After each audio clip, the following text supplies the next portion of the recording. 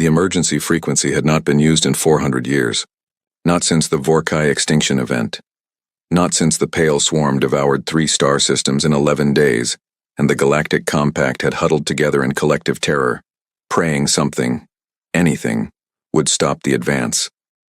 That frequency was reserved for existential threats, civilization-ending moments. The kind of transmission that made every species in the known galaxy go very, very quiet. It activated at 0300 hours, Compact Standard Time. Every Senate delegate was pulled from sleep. Every fleet admiral was routed from their command deck. Every intelligence director on every homeworld felt their personal communicator vibrate with a priority code so rare that most of them had to look it up to confirm it was real. The message was 7 words long. Humanity has armed the Unchained. All fleets respond. In the Grand Chamber of the Galactic Compact's Senate Station, Arbiter Sen Vale of the Thuri Sovereignty, a towering 4-armed diplomat who had presided over 300 years of interstellar law, stood at the center podium with every one of his compound eyes wide open. Around him, the chamber erupted. Holographic avatars of 63 species flickered and shouted over each other. The Dravathi delegates, gray-skinned and cold-blooded in every sense of the word, had gone completely still, which for Dravathi was the equivalent of screaming. The Yisan Collective's shared consciousness representatives were broadcasting distress on visible light frequencies, their bioluminescent bodies cycling through reds and blacks in rapid, panicked sequence. "Order," Sen Vale commanded. His voice carried the amplification of a 1,000-year institution behind it. "Order!" The chamber did not quiet. Not entirely. Because at that moment, the secondary screen, the one reserved for live intelligence feeds, populated with footage. It was a human prison, not a rehabilitation facility, not a correction center, the way every other advanced species in the Compact structured their containment institutions. A prison. One of the old kind, where humanity kept the ones they called dangerous.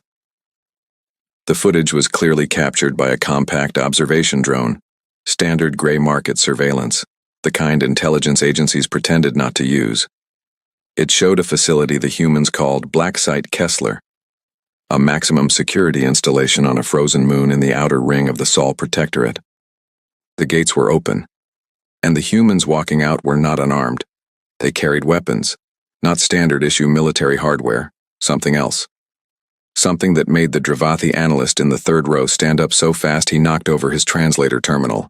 Something that made the Yisan delegates cycle through a full panic spectrum in under 2 seconds.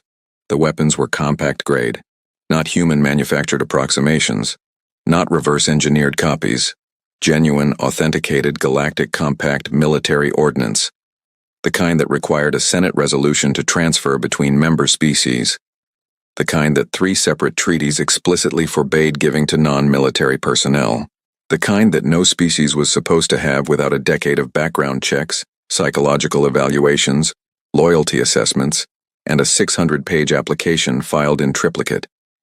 And humanity had given them to its criminals. Arbiter Sen Vale watched the feed in silence while the Senate came apart around him. On the screen, a human male, tall, scarred, with a jaw like a geological feature and eyes that had clearly seen things that didn't wash out, accepted a weapon from a uniformed Earth Defense Corps officer. The officer said something. The human convict nodded. Then the convict turned and looked directly at the drone camera. He smiled. It was not a reassuring smile. Sen Vale had spent 3 centuries studying human expressions as part of his diplomatic training. He knew their smiles. He knew the ones that meant happiness, politeness, amusement, sarcasm. He knew the sharp ones they made when they were planning something. This was the last kind. "Someone," Sen Vale said quietly, into a chamber that was finally reluctantly falling silent. "Get me Secretary General Vasquez. Now." The answer that came back from the human diplomatic office was almost worse than the footage. "The Secretary General is currently in the field. She asked us to relay that the Compact will receive a full briefing after the operation is complete." After. 63 species sat in stunned silence as the implications settled over the chamber like a cold, heavy fog. Humanity had already begun. 6 weeks earlier, Earth Defense Corps Strategic Command, Luna Station. The room smelled like recycled air and bad decisions, which Commander Asha Reyes had always found oddly comforting. It meant things were serious. It meant people were working. She stood at the head of a table that held 11 people who should not, under any reasonable interpretation of military protocol, be in the same room together. There was Admiral Croft, silver-haired and sharp as a blade, who ran the EDC's 7th Fleet. There was Dr. Priya Shankar, the xenobiologist who'd written the defining paper on Vorkai biology and had somehow survived the experience. There was Marcus Webb, who did not have a title because his department did not officially exist. And there was the man at the end of the table in civilian clothes with the kind of stillness that comes not from calm, but from long practice at pretending to be calm. His name was Darian Cole. His file, which Reyes had read 3 times to make sure she hadn't misunderstood it, described a man who had spent 11 years in Black Site Kessler for crimes that the EDC had classified so thoroughly that even his victims' families didn't know the full list. He was 46 years old. He had been, before his incarceration, the most effective deep-cover operative the Earth Intelligence Directorate had ever produced. He was also, according to 17 separate psychological evaluations, definitively not safe to return to society. The EDC was releasing him anyway, along with 23 others like him. The Compact is going to notice, Admiral Croft said. He wasn't objecting. Croft had stopped objecting to things 2 meetings ago when the full scope of the problem had been laid out. He was stating a fact, the way a man states the existence of weather. They'll notice the releases, Reyes confirmed. They won't know why, not until it's done. And the weapons transfer? Hidden in a routine supply audit. By the time their intelligence services parse the manifest irregularities, we'll be 72 hours into the operation. Croft nodded slowly. At the end of the table, Cole said nothing. He was looking at the holographic star map that floated above the table's center. His eyes moved along specific vectors. Jump routes, Reyes realized. He was calculating jump routes from memory without prompting, while the senior officers around him discussed logistics. She filed that away. The Compact isn't going to like this, said Dr. Shankar. She meant it as understatement. No, Reyes agreed. They're going to panic, and that's acceptable to Strategic Command? That's necessary. Reyes turned to the map herself. Walk them through it, Doctor. Shankar pulled up the data, a cascading series of red indicators across 4 star systems that humanity nominally patrolled as part of its Compact membership obligations. Red meant missing. Red meant dark. Red meant the listening stations had stopped transmitting. The patrol ships had stopped checking in, and the colonies had stopped answering hails. 22 human outposts, gone dark in the span of 8 weeks. The Compact's official position, Shankar said, is that these are equipment malfunctions, consistent with solar interference from the Keth Nebula expansion. The Compact's official position, said Webb from his corner of the room, is a lie they are telling themselves because the alternative requires them to act. Silence. Cole finally spoke. His voice was low even, with no particular affect. It's the Vorkai. Everyone looked at him. Survivors, he continued. Not the ones the Compact thinks are dead, the ones that went deep, into the dark. I've been reading Dr. Shankar's work for 3 years. He glanced at the xenobiologist. Your extinction event assessment has a 17% margin you've been underplaying in your public reports. 17% of a population that numbered in the trillions is not a rounding error, Doctor. Shankar stared at him.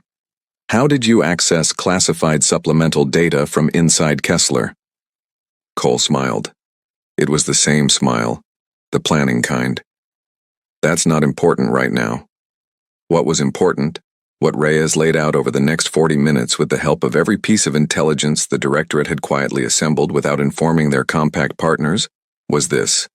The Vorkai were not extinct. A surviving remnant, numbering somewhere between 40 and 400 billion depending on which scout's data was most reliable, had spent 4 centuries in the deep dark, evolving, adapting, building something new in the spaces between mapped stars. And now, with the systematic precision of a species that had spent 400 years doing nothing but planning, they were returning. They had started with human outposts specifically, not Thuri outposts, not Dravathi colonies, human ones. Why us? Croft asked. Because we're new, Reyes said. We joined the Compact 60 years ago. We're the weakest link. They're probing for the soft entry point. So why not tell the Compact? Because, said Webb, we did, 18 months ago. Full intelligence package, every piece of evidence we had. Do you know what the Compact Senate's response was? No one answered. They requested a secondary review committee, which has not convened. They issued a statement expressing measured concern, and they quietly began moving their own core fleet assets further from the regions in question. Webb's expression was flat. They're not going to help us, they're going to watch, and if we fall, they'll use the data to prepare themselves. The star map continued to pulse with red indicators. So, said Reyes, we help ourselves. The Unchained Protocol had been 14 months in the making. The name came from Webb's department, which had a fondness for naming things after the thing they were most afraid to admit. Unchaining the people the EDC had locked away, the operators, the killers, the ones who were brilliant and catastrophic in equal measure, was not something any committee would have approved. So the committee had not been formed. Cole looked at the star map. How many targets? 11 confirmed staging points, possibly as many as 19. What's the extraction arrangement? Full pardon, clean record, civilian reintegration support. He was quiet for a moment. Then, and if we don't come back? Reyes met his eyes. Then you don't come back, but the colonies do. Cole looked at the map for a long time.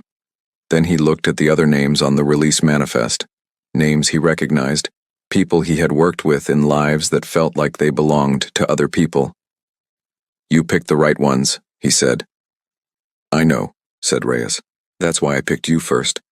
The releases happened over the course of 5 days, disguised as a routine prisoner transfer program that the EDC had been running for a decade. Rehabilitation assessments, psychological evaluations, work release gradations. Each of the 24 individuals was processed quietly, given civilian clothes, a communicator, and a case containing equipment that no prisoner transfer program had ever included. The cases were logged in the supply manifest as psychological rehabilitation tools, classified. Marcus Webb had written that description himself. He'd been almost proud of it. The Compact surveillance network, which humanity had technically consented to as part of membership protocols, while quietly ensuring it only showed what Earth wanted it to show, picked up the Blacksite Kessler release 43 hours late. By then, Cole and his team were already aboard a ship that, according to official EDC records, was in dry dock for engine maintenance on Mars. The ship's actual name was the Unwritten. It was not in dry dock. It was, at that moment, crossing the outer edge of the Sol Protectorate at maximum burn, heading for the first target coordinate, with 24 people aboard who had nothing left to lose, and one very specific set of things left to do. Galactic Compact Senate Station, Emergency Session, Hour 14. Arbiter Sen Vile had not slept. This was notable because Thuri required sleep the way other species required oxygen, biologically mandatory, not optional. The fact that he had pushed past his physiological limits spoke to the nature of the crisis, with a clarity no words could match.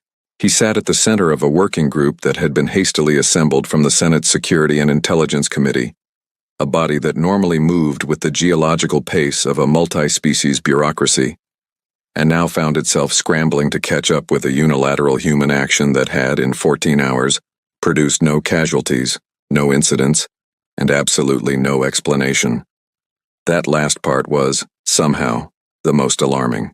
Current intelligence confirms 24 individuals, said Director Orvin of the Dravathi Intelligence Collective. Orvin was the kind of person who made other intelligence directors feel slightly underprepared.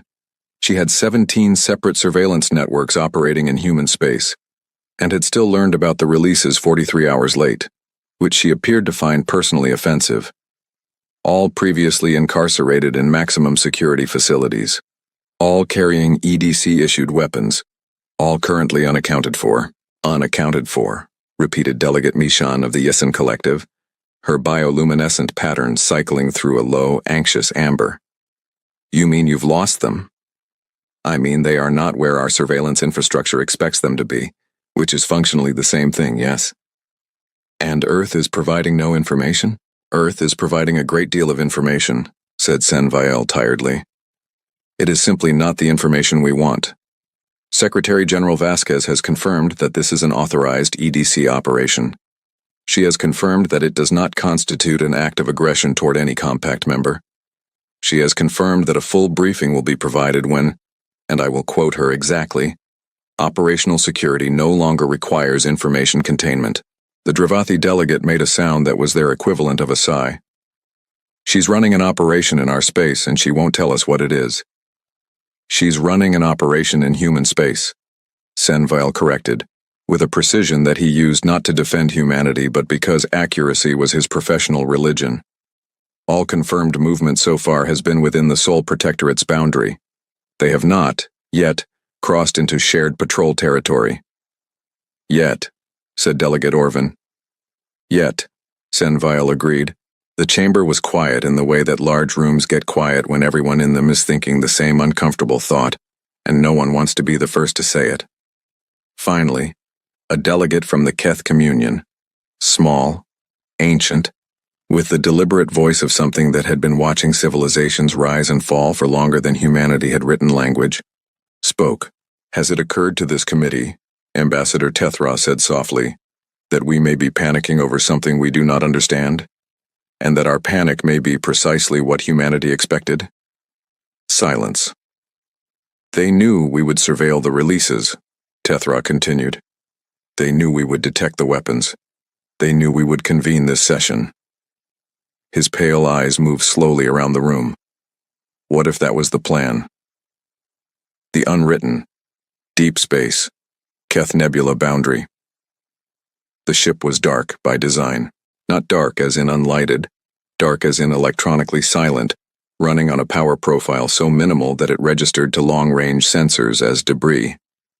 This was a technique Cole had learned in a different life, from a handler he still occasionally thought about in the quiet hours, which there were more of than he'd expected. The team moved through their preparation routines with the particular efficiency of people who have stopped pretending that preparation is anything other than a ritual against fear. They checked their weapons, ran their suit diagnostics, reviewed the target package for the 11th time. Cole stood at the forward observation port and looked at the nothing ahead of them. It wasn't nothing, of course. He could see the slight gravitational distortion that meant the first Vorkai staging platform was close. 14 clicks, passive sensors estimated. Dark. Dormant looking. The word looking was doing a lot of work in that sentence.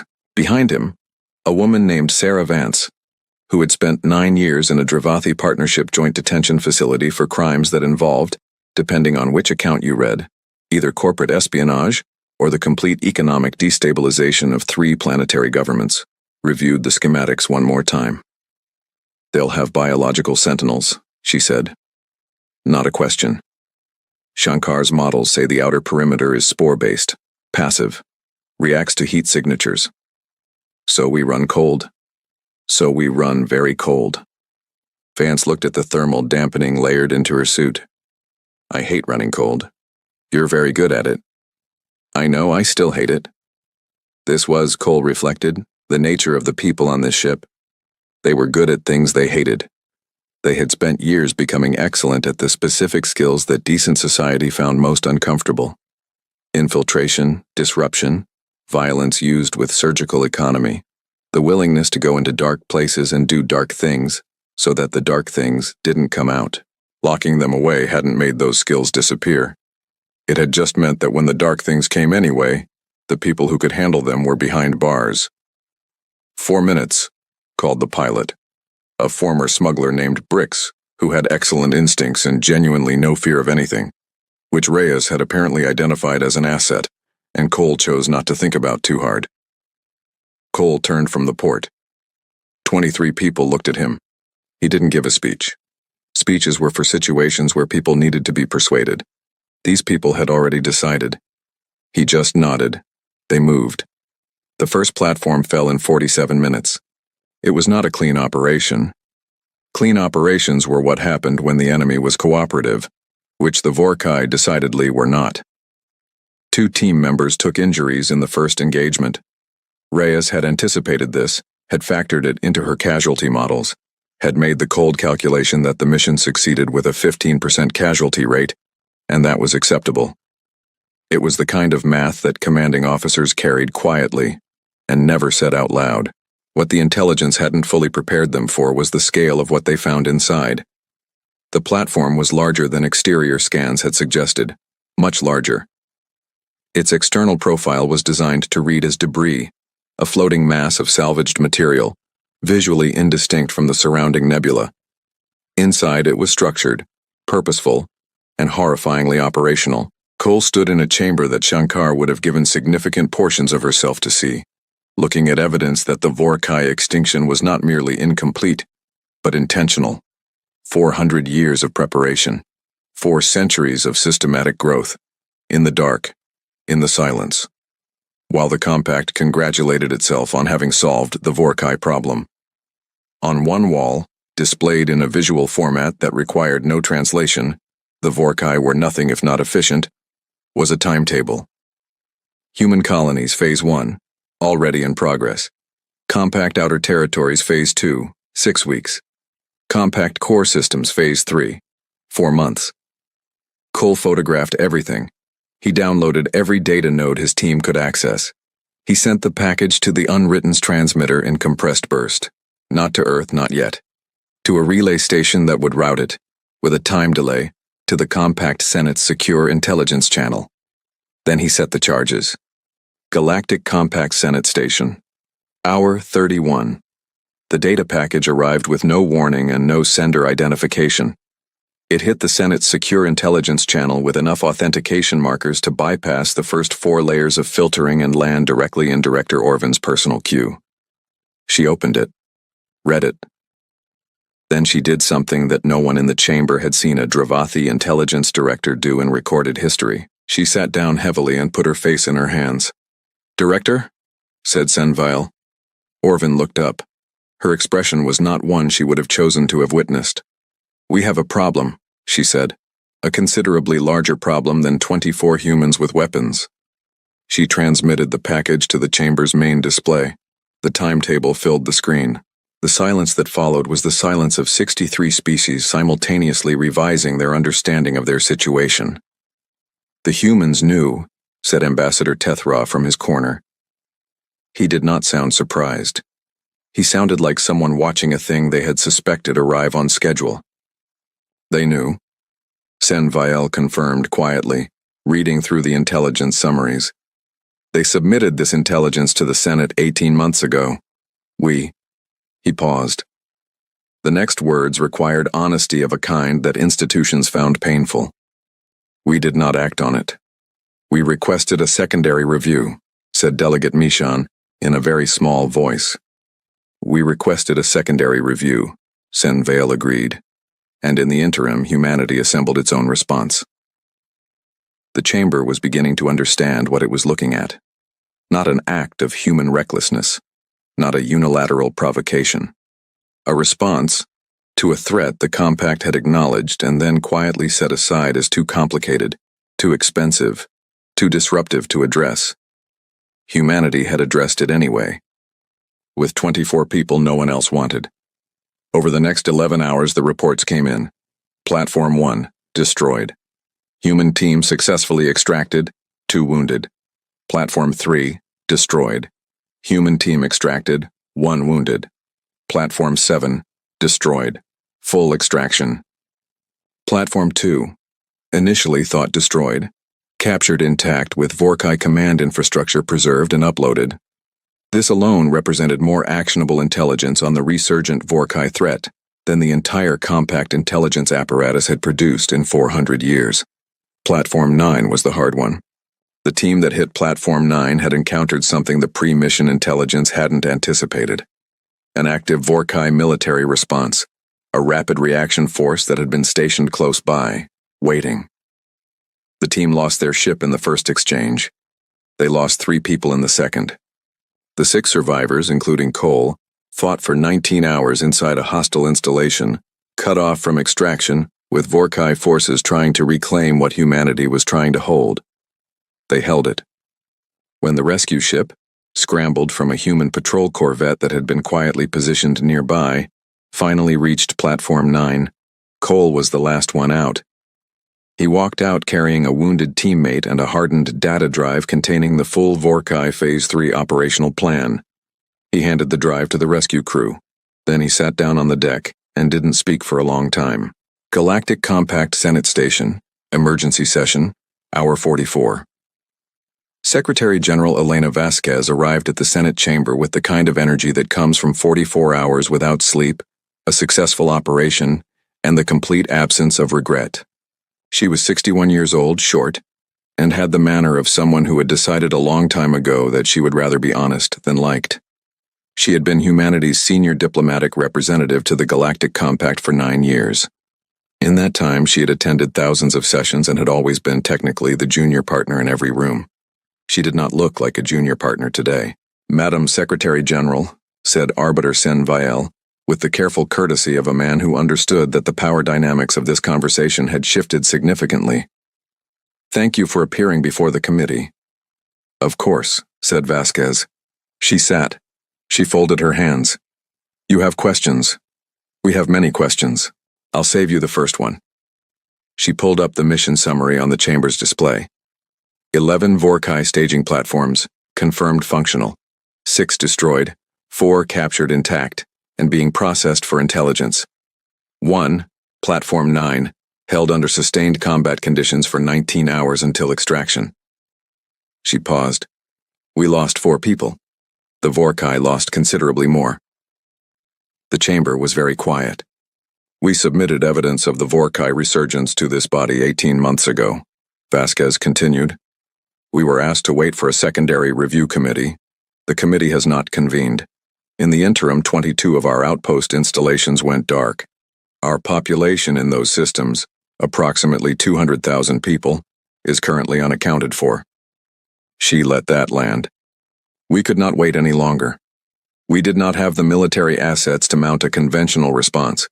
Not because we lack ships, but because a conventional military response would have triggered exactly the escalation the Vorkai were planning to exploit. They wanted us to make noise. They wanted us to mobilize visibly so they could use our mobilization to justify theirs." She looked directly at Sen-Viel. "So we made no noise. We used people who were not officially military, who were not technically active EDC personnel, who were officially private citizens on a psychological rehabilitation program," said Orvin flatly. "The manifest description was accurate," said Vasquez, with a composure that was technically not a smile. "The rehabilitation in question involved significant personal growth experiences in high-stress environments." Somewhere in the chamber, a delegate made a sound that was almost certainly not a laugh. "The weapons transfer," said Sen-Viel. "Compact-grade ordnance, yes. Acquired through our standard military procurement channels and transferred to personnel I classified as field operatives." She met his eyes. "The treaty language specifies that the transfer of compact ordnance to non-personnel of member states requires Senate approval. These individuals were personnel, classified personnel, in an operation that was classified. The classification means you didn't know about it.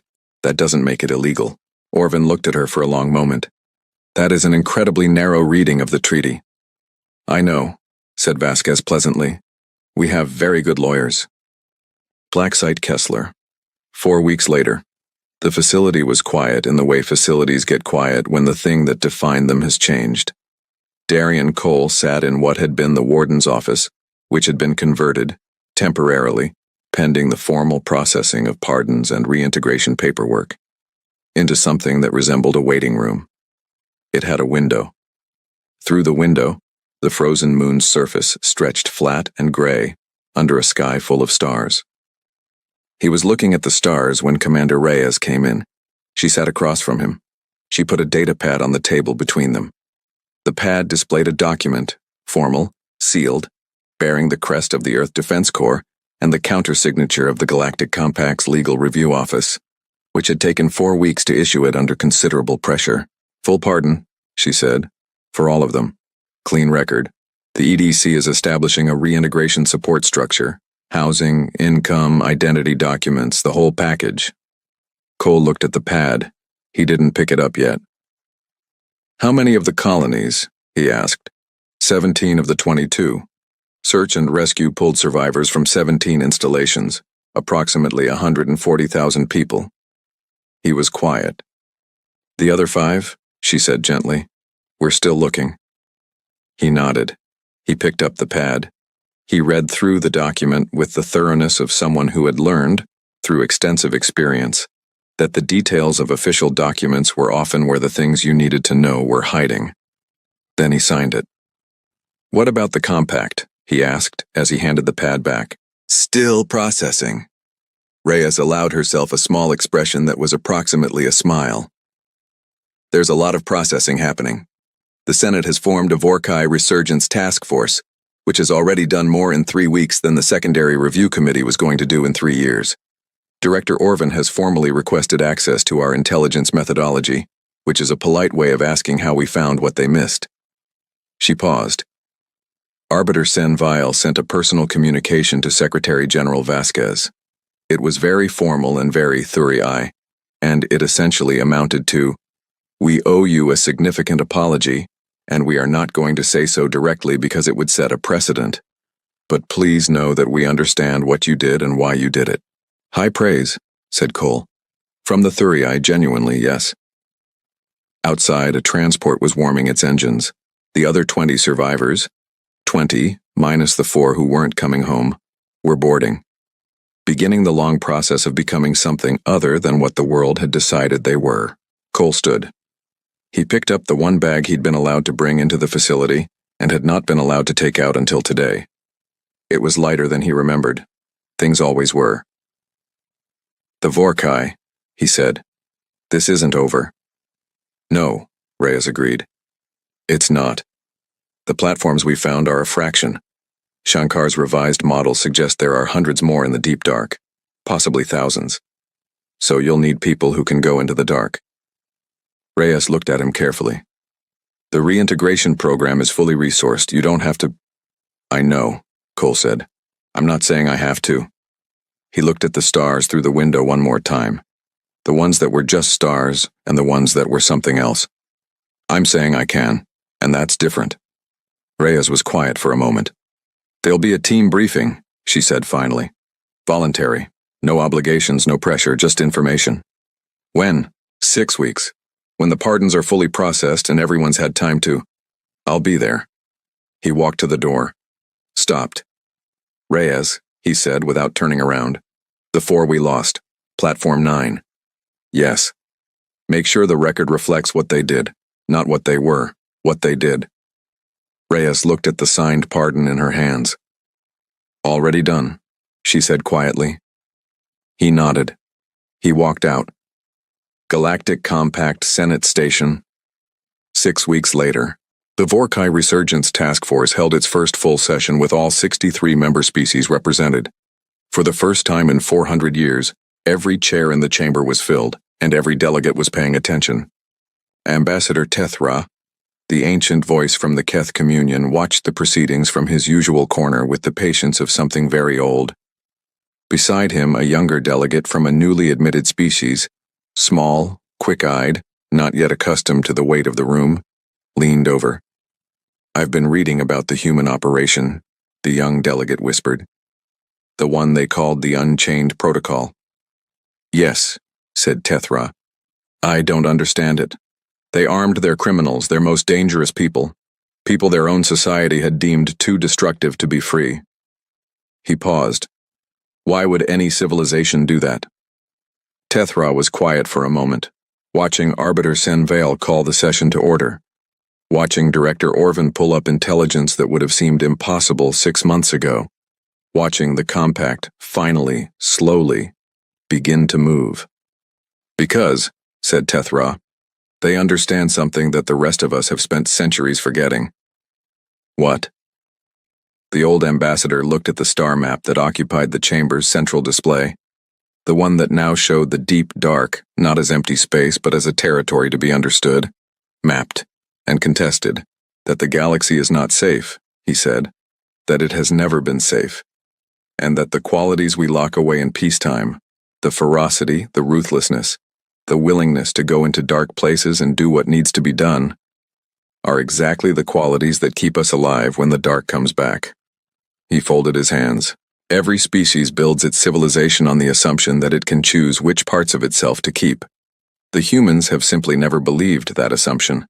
They know what they are, in full. They cage the parts they cannot use, but they do not pretend those parts don't exist. He paused. And when existence itself requires them, they let them out. The young delegate sat with that for a long time. On the star map, new points of light appeared, human scout teams already moving, already probing the deep dark, looking for the rest of the Vorkai staging grounds, moving fast, moving quiet, moving with the specific efficiency of people who had nothing left to prove and everything left to do. Are we afraid of them? The young delegate asked softly. The other species. Are we afraid of humanity? Tethra watched the points of light move across the dark. Yes, he said, but not in the way that matters. We are afraid of them the way you are afraid of the current in a deep river, not because you think it will harm you, but because you know, looking at it, that it is stronger than you are, and that somewhere, something else is even more afraid. He smiled, an expression the Keth communion used rarely, and meant precisely. And that is exactly, he said, where we want humanity to be.